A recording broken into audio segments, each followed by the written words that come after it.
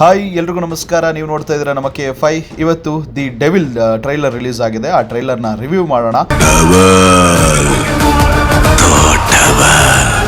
Trailer start ಆಗೋದೇ ಅವಲಕ್ಕಿ ಪವಲಕ್ಕಿಯಿಂದ. ಅದು ದರ್ಶನ್ ಸರ್ ಅವರ ಮಾಸ್ ವಾಯ್ಸಲ್ಲಿ ಒಳ್ಳೆ ಕಿಕ್ ಕೊಡುತ್ತೆ. ದರ್ಶನ್ ಸರ್ ಅವರು ಸಿಕ್ಕಾಪಟ್ಟೆ ಯಂಗ್ ಆ್ಯಂಡ್ ಸ್ಟೈಲಿಶ್ ಆಗಿ ಕಾಣಿಸ್ತಿದ್ದಾರೆ. ಆ್ಯಂಡ್ ಟ್ರೈಲರ್ನ ಸ್ವಲ್ಪ ಡಿಕೋಡ್ ಮಾಡ್ತೀವಿ ಅಂದರೆ ಎಲ್ಲೋ ಒಂದು ಕಡೆ ಪೊಲಿಟಿಕ್ಸ್ ಆ್ಯಂಡ್ ಮೀಡಿಯಾ ಕನೆಕ್ಟೆಡ್ ಇದೆ ಅಂತ ಅನಿಸ್ತಾ ಇದೆ. ಸ್ಟೋರಿನ ಗೆಸ್ ಮಾಡೋದಕ್ಕೆ ಚಾನ್ಸೇ ಇಲ್ಲದೆ ಇರೋ ಥರ ಟ್ರೈಲರ್ನ ಕಟ್ ಮಾಡಿದ್ದಾರೆ. ರಚನಾ ರೈ ಅವರ ಕನ್ಫ್ಯೂಸಿಂಗ್ ಸ್ಟೇಟ್ಮೆಂಟ್ ಆ್ಯಂಡ್ ಗಿಲ್ಲಿ ನಟನ ಎಂಟ್ರಿ, ಒಂದು ಕಾಮಿಡಿ ಡೈಲಾಗ್ ಜೊತೆಗೆ ಇದೆಲ್ಲವೂ ಚೆನ್ನಾಗಿದೆ. ಕ್ವಾಲಿಟಿ ಟಾಪ್ ನಾಚ್ ಮತ್ತು BGM ಕೂಡ ಅಜನೀಶ್ ಲೋಕನಾಥ್ ಅವರು ಪಕ್ಕಾ ಮಾಸ್ ಆಗಿ ಕೊಟ್ಟಿದ್ದಾರೆ. ಪ್ರಕಾಶ್ ವೀರ್ ಸರ್ ಅವರು complete fight sequence and mass sequence ಇರೋ ಟ್ರೈಲರ್ನ ಫ್ಯಾನ್ಸ್ಗೋಸ್ಕರ ಅಂತಲೇ ಬಿಟ್ಟಿದ್ದಾರೆ. ಇನ್ನು ಡೆವಿಲಲ್ಲಿ ಒಂದೇ ಅವತಾರನ ಅಥವಾ ಬೇರೆ ಟ್ವಿಸ್ಟ್ ಕೂಡ ಇದೆಯಾ ಅಂತ ವೆಯ್ಟ್ ಮಾಡಿ ನೋಡಬೇಕಾಗತ್ತೆ. ದ ಡೆವಿಲ್ ಮಾಸ್ ಎಂಟರ್ಟೈನರ್ ಆಗೋದ್ರಲ್ಲಿ ಡೌಟೇ ಇಲ್ಲ.